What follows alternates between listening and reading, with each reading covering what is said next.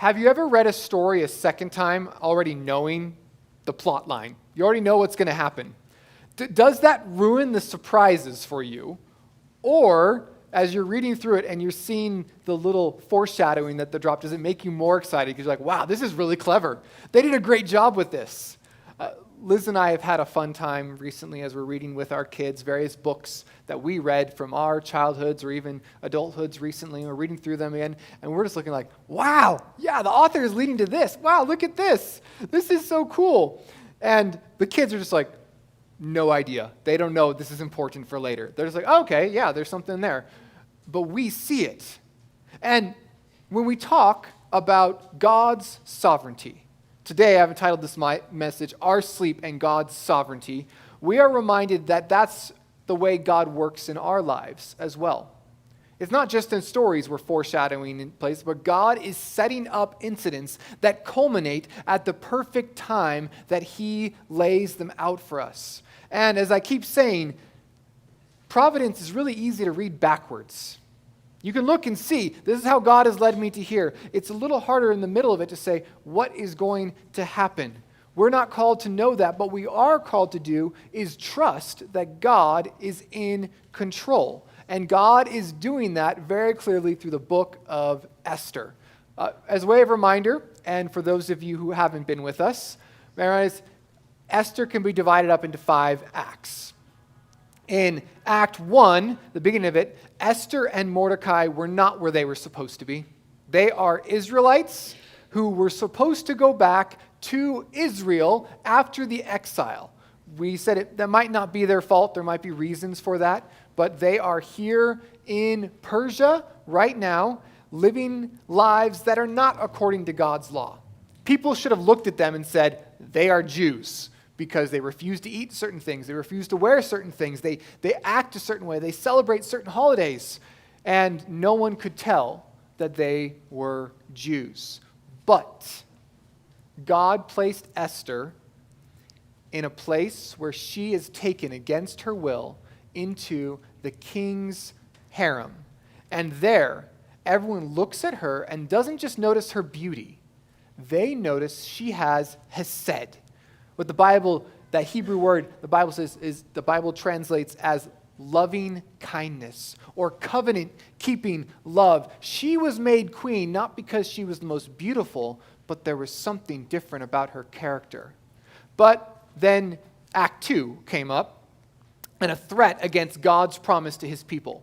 God promised to bless all the nations through Israel, but we have one man, Haman, who was a descendant of ancient enemy of the Israelites. He comes to power as the second most powerful man.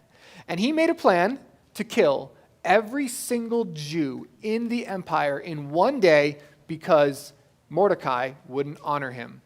And the foolish king says, okay, yeah, do whatever you want. And now, in Act 3 is where we're at, there's this happenstance of deliverance. One thing just happens to happen after another. And you're like, wow, there's a lot of good chances, or this is God's providential plan. We saw the threads coming together. As just when this plan is made, Esther has not seen the king for 30 days. But she boldly goes before the king, and the king just happens to appreciate her. And then she invites them to a meal, and for whatever reason, she happens to say, wait tomorrow, I will come. And Haman happens to get really upset and build a 75-foot tower, 75 feet high gallows to kill Mordecai on. And while this is happening, the king happens to have a restless night. Today, we're going to talk about sleep. Sleep is a great gift, but we also need to understand that sleep should bring us humility. I want to try and say, from a good example and a bad example, why are 2 reasons that you should sleep with humility, or 2 reasons why your sleep should bring humility in your life. First off, we have the example of King Ahasuerus. King Ahasuerus shows us that while you sleep, God is at work. While you sleep, praise God, He is at work. Now, I've been showing you the way these stories often work, various ways, and so I'm going to return to these chart again to show you that we start off, the king's lack of sleep was God's providence. This is beginning it. Suddenly, we have the king's lack of sleep was God's good providence. Verse 1, during the night, the king could not sleep, so he gave an order to bring the book of records, the chronicles, and they were read before the king. It would be really bad English to write it the way the Hebrew does, but the Hebrew emphasizes that very night with repetitive words. And Esther was like, hey, come back tomorrow. That very night, it comes together. Again, I've shown this before too. Let me just remind you that in all these years, 11 years are happening in the history of the book of Esther, and we're having a bunch of stuff happen right in this one little section. Just 1 year, everything is coming to a head. Like an intense game of chess. You ever play chess with someone who's really good? And there's pieces moved all over, and it seems like nothing's happening in the game, and then suddenly, knock, bam, bam, bam, bam. I'm like, where'd all my pieces go? They had a plan, orchestrated.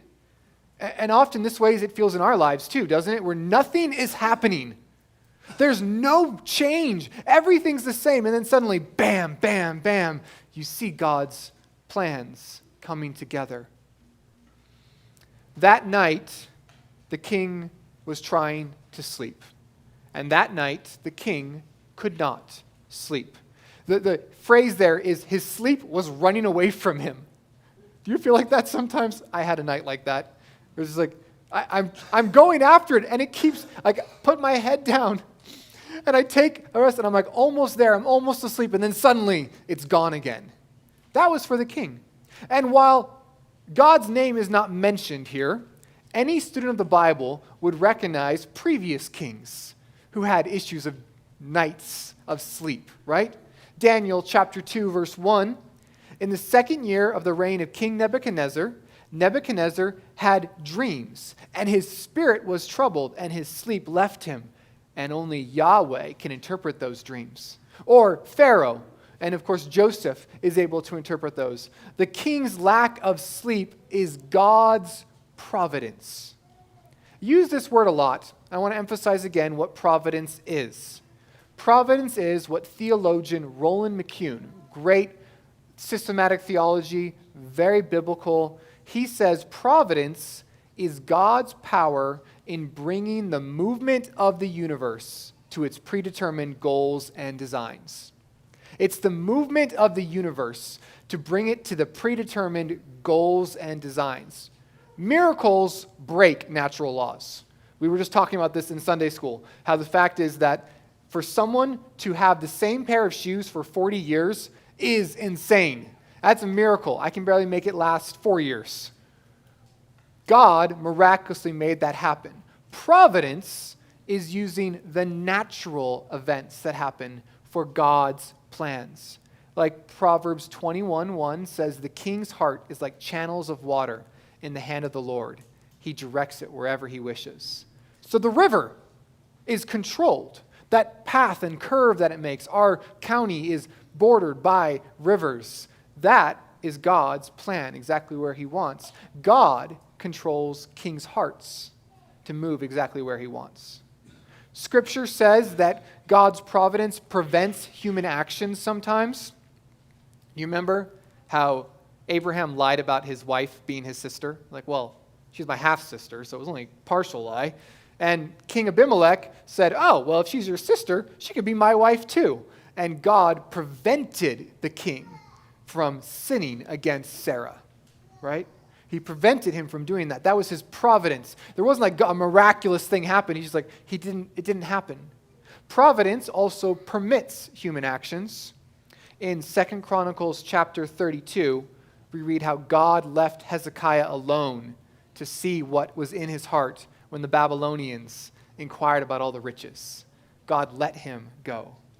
Also, sometimes providence overrules. When Joseph's brothers meant evil for him, God meant it for good. And God limits in his providence. For example, when Satan wanted to attack Job, what did God say? This far and no farther may you act. Not miracles, but God's normal hand, just like the way we live, right? So often we look for miracles and we're like, well, this is miraculous. Like, no, that's providential.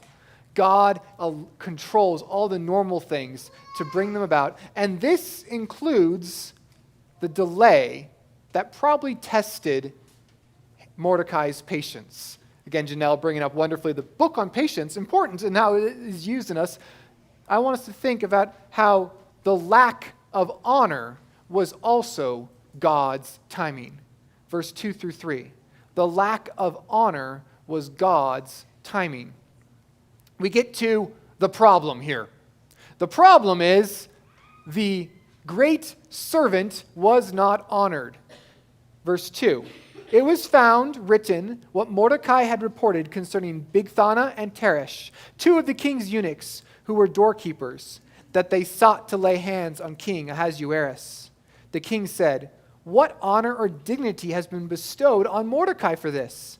Then the king's servants who attended him said, "Nothing has been done for him." And place yourself in the story.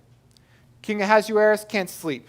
Something is bothering him. Something is just out of his reach. It's at the back of his head. And so he says, "Bring the records. I'm forgetting something. Read them to me." And his many officials would come up and say, "Yes, all right, and on this day, this such and such happened. On this day, such and such happened." And they're reading through it, and they finally land on an incident. And the king goes, "Wait, stop. Can you say that again? What was that?"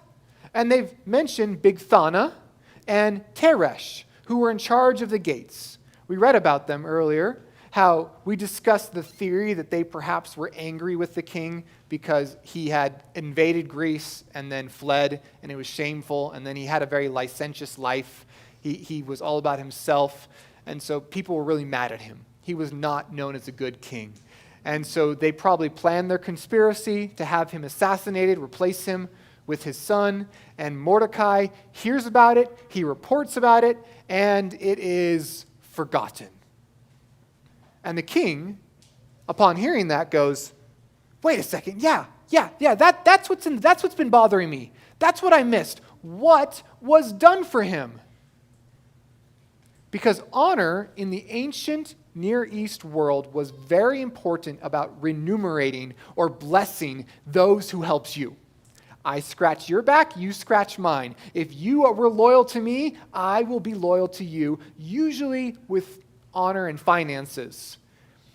It would be a huge embarrassment for the king to not reward those who served him well, maybe leading others to say, well, actually, maybe next time I'll join the assassination plot. Perhaps, maybe, his comments to Esther, "And I will give you whatever you want, even half my kingdom," God used to stir in his memory, going, maybe I forgot someone else I was supposed to give something to. And sure enough, they look in the records, and what did they find was given to Mordecai? Zip. So the king wants to fix the problems. Now, I love to read commentators who say, why did this happen? Did some official mess it up? Did the king just get busy with something else? We don't know why Mordecai had to wait all this time for his honor, but we do know who made that happen. God orchestrated this delay because patience is hard. But if Mordecai had been honored 5 years prior, the events of this critical day would not have happened. There would not be this shocking moment, as we'll get to, where the king is told, "Oh, and this man wants to kill the guy who saved your life," and he gets furious. God let Mordecai wait because God's delays are not God's denials. God's delays are according to his timing. All this is happening while the Jews have just finished fasting. Remember, they have fasted for 3 days and 3 nights, and that final time has come, and they went to sleep. And while they were sleeping, who was working? God was. Charles Spurgeon, the Prince of Preachers, wonderfully said, "I believe that every particle of dust that dances in the sunbeam does not move an atom more or less than God wishes." You know, you see the sun come through and you see all the dust speckling through. Every move, every inch is God. The creeping of an aphid over a rosebud is as much fixed as the march of the devastating pestilence. The fall of leaves from a poplar is just as fully ordained as the tumbling of an avalanche. The smallest things are under God's plan. And as part of the plan, the Word of God became flesh and slept among us. I know I changed it. He didn't just dwell among us. Jesus slept. And that's important because I think too often we refer to the Christian life as a marathon, not a sprint. Some of you who have been running the Christian life for a long time, you've been Christians for a long time, you can kind of resonate with that. But might I suggest it's less like a marathon and more like a track workout. Because the key thing with a marathon, you don't stop. You keep going and going until you're finished. But when you're doing a track workout, you run and then you rest. You charge up the hill, you drink some water, you run stairs, you stretch, you do 200s around the field, and then maybe some 400s, and in between, you rest. You take your practice and you go away. You run your race and then you take a break, because if you do not rest, you burn out. You cannot run forever. Rest is important because we need to sleep, and God works.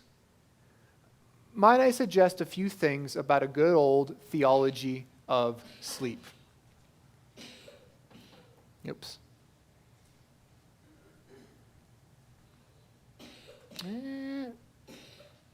Maybe it's not coming up.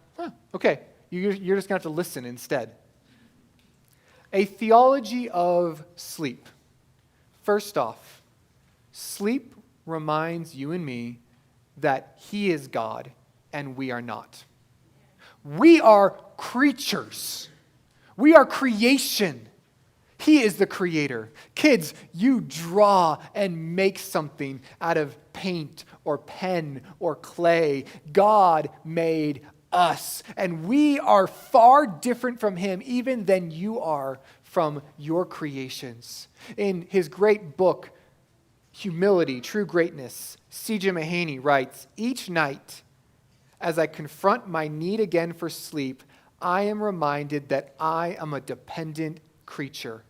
I am not self-sufficient. I am not the creator. There is only one who neither slumbers nor sleeps," Psalm 121, verse 4. And you know what? I am not that one. We need things like air, food, water, and rest. And do you know amazing things happen when you sleep?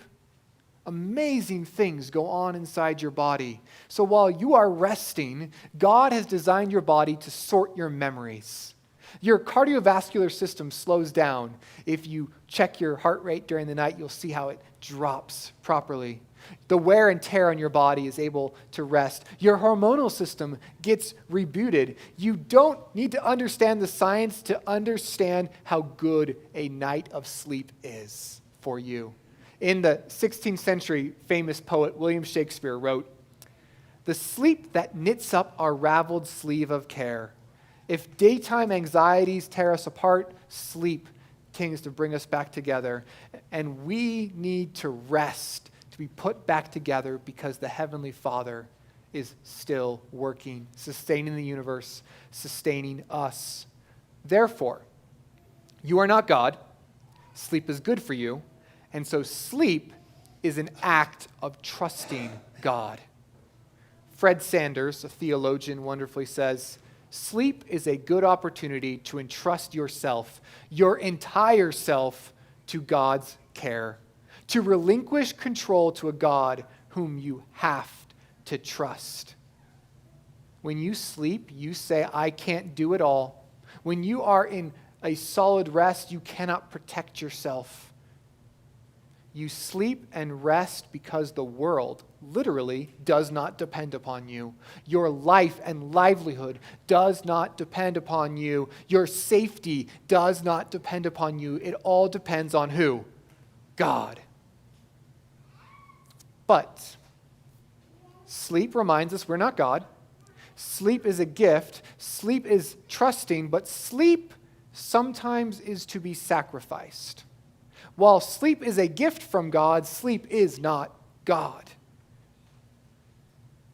And we have in the example of Jesus, the author and perfecter of our faith, two key moments where he refuses to sleep all night. You remember, before he chooses his disciples, he goes on the mountain to pray in Luke chapter 6. And the day comes, he leaves the mountain having never slept, having prayed all night. He comes down and he chooses the 12 whom he calls apostles. Huge decision. These are going to be the foundation of the church. Jesus prayed all night in preparation. And in the night before his crucifixion in Gethsemane, while his disciples were struggling and their bodies were weak, what did Jesus do all night? Prayed. He stayed up. He sacrificed sleep because more than sleep to face that trial ahead, he needed his Father's help. Sometimes we become very desperate to sleep. Again, I've had those nights, even recently, where sleep runs away from me and I can't do it. And there's, I don't know, maybe it's just my own weakness. Maybe some of you can relate. There's this fear of, if I don't get enough sleep, how am I going to handle the day? There's this fear of, I can't do this because I cannot sleep. And when you feel powerless over your body, when you feel powerless and able to get that gift of sleep, you need to embrace the truth that sleep and strength are gifts from God. And we need to say something like, I got this quote from a great book called Resilient Faith. I've only got 4 hours until the alarm goes off. I can't handle it unless the Lord promises to carry the week. And Isaiah 40:11 says he does. Tomorrow will be okay because tomorrow God will be with you. Sleep is a gift. Sleep is humility. Sleep is not God. But then you might ask, okay, but if God fights for us, does that mean I should just sleep all day and let God do it? Right? This is a temptation that sometimes comes in our mind where you're going, okay, well, but if God is sovereign over all things, why do I need to do anything? If God's just going to do what he's going to do, why do I need to care? There's warnings against this. And we're close to Proverbs. If you turn to Proverbs chapter 6, just go over a few books. I know Psalms is a really long one, so it takes a little while to flip through. Proverbs chapter 6.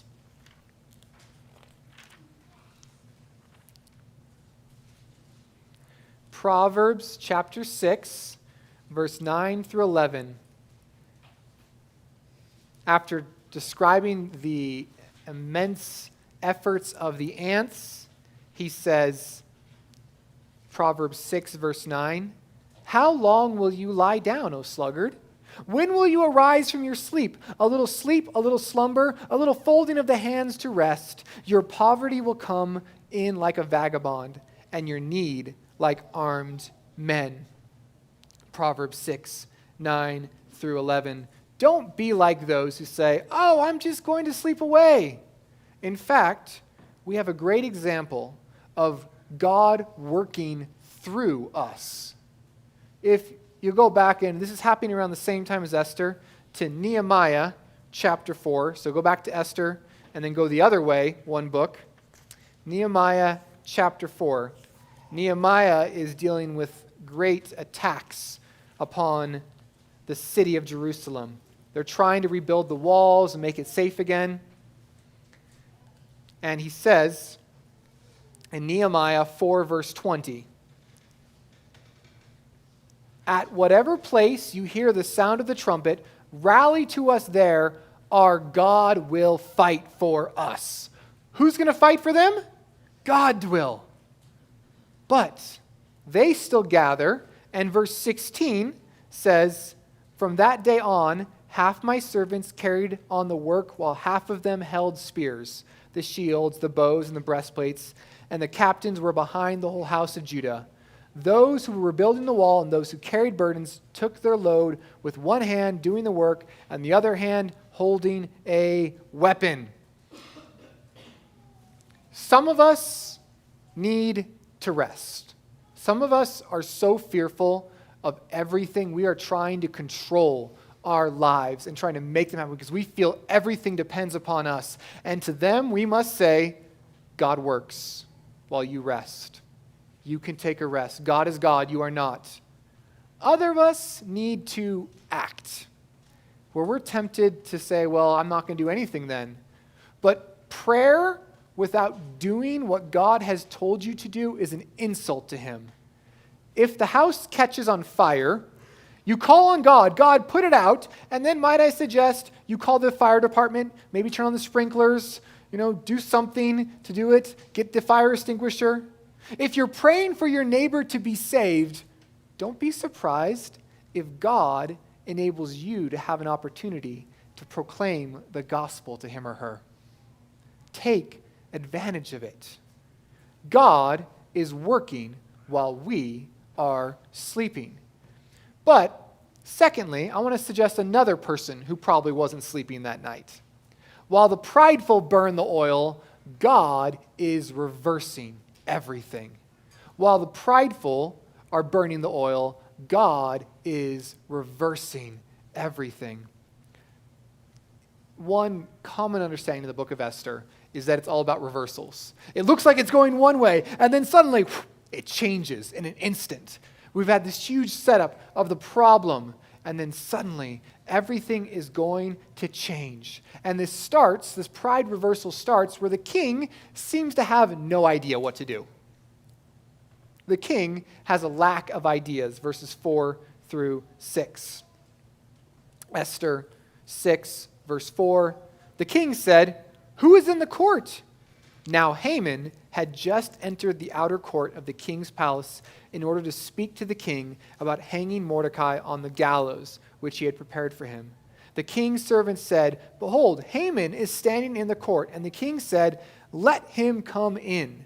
So Haman came in, and the king said to him, "What is to be done for the man whom the king desires to honor?"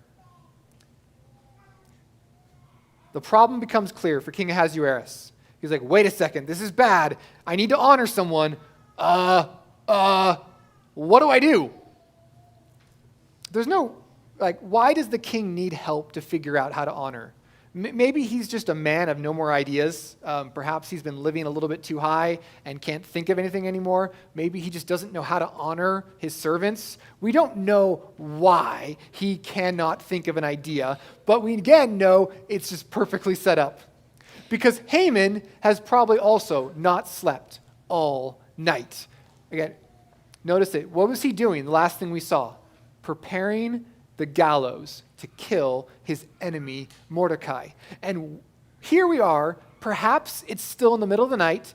Perhaps it's the early morning. But what happens right away is we have Haman showing up. The first chance he gets, whether it's 3 o'clock in the morning, 4 o'clock, 6 o'clock, 7 o'clock, whatever it is, first chance he gets, he's here. And we know he's completed the job. Because in Esther 7, verse 9, Harbona, one of the eunuchs who were before the king, said, "Behold, the gallows standing at Haman's house 50 cubits high, which Haman made for Mordecai." So in one night, he put all of his energies in, finished the task, shows up at the king's palace saying, "I want this guy dead." He's been burning the midnight oil with every intention to kill Mordecai, as Zeresh, his wife, suggested. He shows up, and the king beckons him in to his chamber. And you can imagine his situation. He's like, what better? Not only is the king awake, the king wants to see me. This is perfect. And this story is full of dramatic irony. It's actually quite hilarious. when you think about it in like the dramatic sense, where these two men are talking. There's a lot of dialogue back and forth. We know who they're thinking about, but they have no idea. There's confusion. And so we get to see past the picture. So the king has no idea, and you know what? Haman has no humility. The climax of this story comes in Haman's complete lack of humility. He says in verse 6, Haman said to himself, "Whom would the king desire to honor more than me?" Then Haman said to the king, "For the man whom the king desires to honor, let them bring a royal robe, which the king has worn, and the horse on which the king has ridden, on whose head a royal crown has been placed. And let the robe and the horse be handed over to one of the king's most noble princes. And let them array the man whom the king desires to honor, and lead him on horseback through the city square, and proclaim before him, 'Thus it shall be done to the man whom the king desires to honor.'" Again, we know the king's talking about Mordecai. Haman wants to kill Mordecai and assumes there can be no greater person to honor than him. There's no one else who is more important than him. This is pride. Remember when we were looking at Habakkuk chapter 2, verse 4, it says, "Behold the proud one, his soul is not right within him. The righteous shall live by faith." We talked about how that word pride means to be puffed up. It's so focused on yourself. You're like a balloon that's been blown up to the extent where it's about to pop. Haman then makes a very prideful suggestion. I don't know if we get the sheer intensity of what he is suggesting to the king, where he is saying, I would want to be treated like the king's heir. I want to be treated like a prince. He says, this man, who you want to honor? Me. Give him the king's clothes, the king's royal robes. Have him take the king's horse, and that horse would have a crown upon him to show his significance as the royal horse. Let him ride out on a royal horse. This was a common way that kings would show who their heirs would be, like David did in 1 Kings chapter 1, verse 33. In 1 Kings 1, verse 33, when Adonijah is trying to attempt a coup, Solomon gets taken by King David, and the king said, "Take with you the servant of your Lord, and have my son Solomon ride on my own mule. Bring him down to Gihon. He shall come and sit on my throne and be king in my place, for I have appointed him to be ruler over Israel and Judah." Haman is asking to be honored like the royal heir would. This is a bold claim. And then after describing all this, he speaks the words that seal his fate. He says, "And let one of the king's most noble princes array this man whom the king desires to honor, lead him on horseback through the city, and declare to everyone, 'This is how the king honors someone. Let someone do that for me,'" is what he says. We know what's going to happen. We know who's going to be honored. But his pride has made him stupid. Lou Priolo, writing about pride, does once a wonderful job where he says, pride is like AIDS. Pride blinds you not only to itself, but every other sin tucked away in the recess of your heart and life. It causes you to hate correction and reproof. It hides your sin from you. It justifies your sin. It excuses your sin. It keeps you from repenting of your sin. It deceives you into thinking you are spiritually well when in fact you have a deadly cancer and you are in desperate need. Pride is like spiritual AIDS, allowing our defenses to be slipped past. Pride is reversed here, and it looks foolish. In our own lives, we must beware of the me monster. Some of you might be familiar with the stand-up comedian Brian Regan. It's so great because he's very clean. He just looks at the world situation and he just kind of laughs at things that people do. And you don't have to be dirty to do that, as so too many comics are. And one of the things he points out is how people love to talk about me, myself, and I in conversation. Well, I'm glad that you did that, but let me tell you about how many things I've done. Oh, you've climbed 10,000 feet. Let me tell you about my 20,000 feet. Oh, you earned how much money? Let me tell you about how much money I've earned. And you get a couple room with those guys and they argue back and forth for quite a while. Have you ever seen that? You're like, wow, this is getting awkward here. Like everyone's just trying to one-up each other. And he tells this joke where he imagines, what would it be like to be one of the Apollo astronauts that have walked on the moon? You're sitting in a conversation like that, and you're hearing everyone argue about all their great accomplishments. And you just kind of sit back and go, well, once I walked on the moon. What can be higher than that? Like, what's better than that? The me monster is humiliated when someone does better than it. Friends, we must remember that pride will be reversed. Jesus warns about this very thing, how pride needs to be reversed in Luke chapter 14. Again, if you can turn to the parable of Luke chapter 14, verse 7 through 11. Luke 14. Jesus warns about assuming our prideful place in the parable of the guests.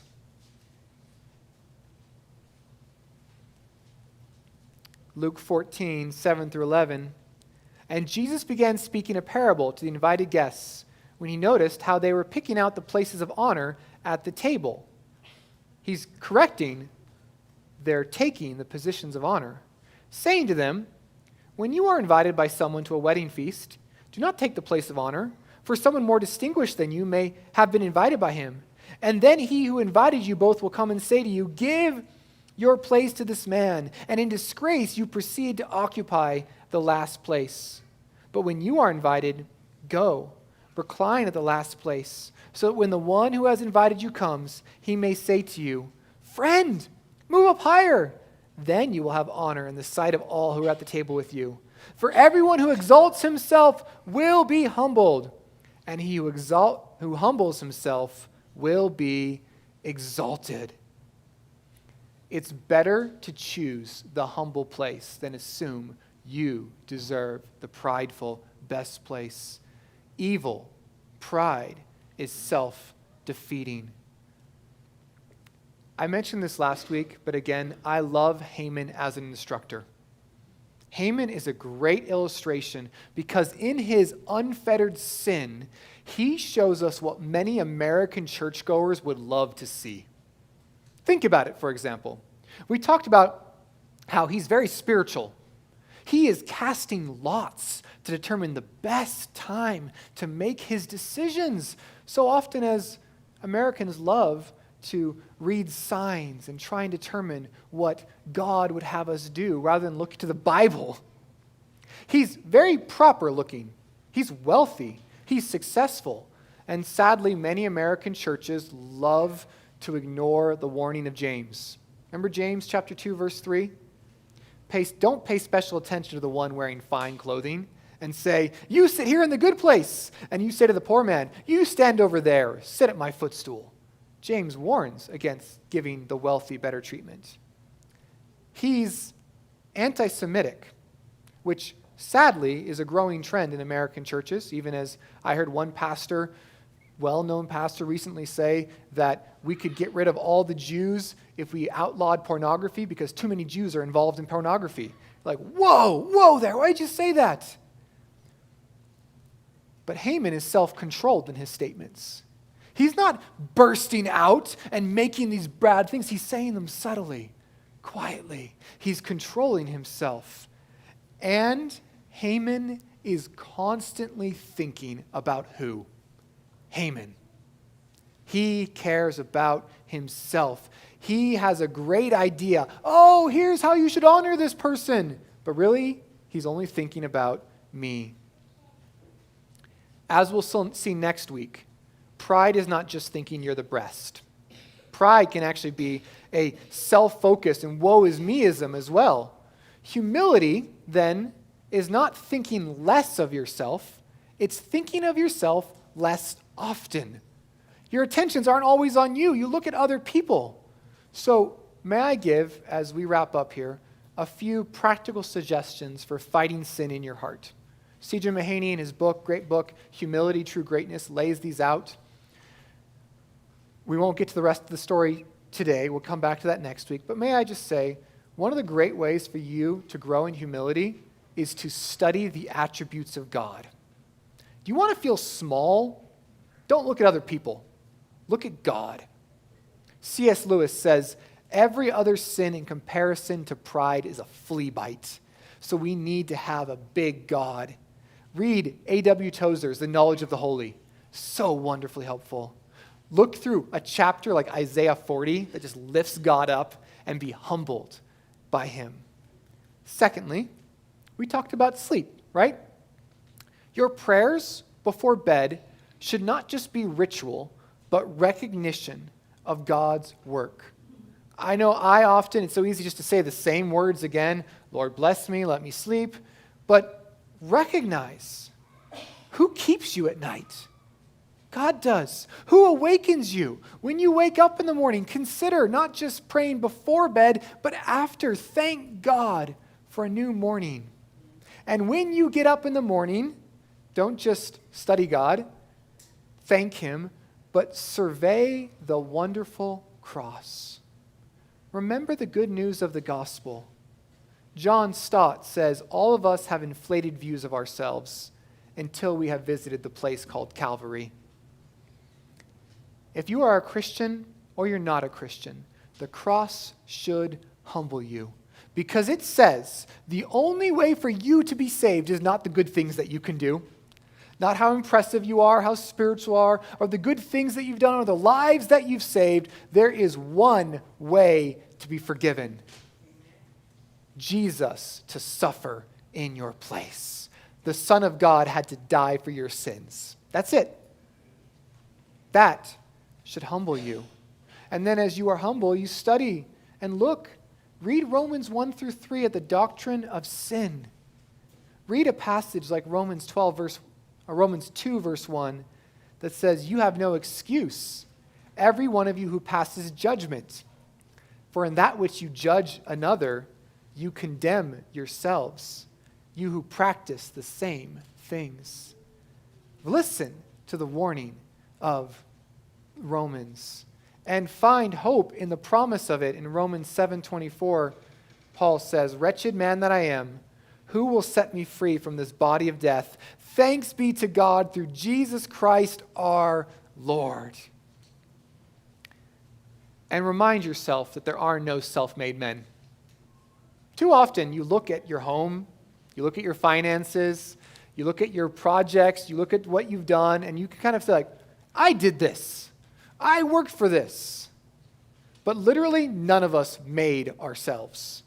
And God says through the Apostle Paul in 1 Corinthians 4 verse 7, who regards you as your superior?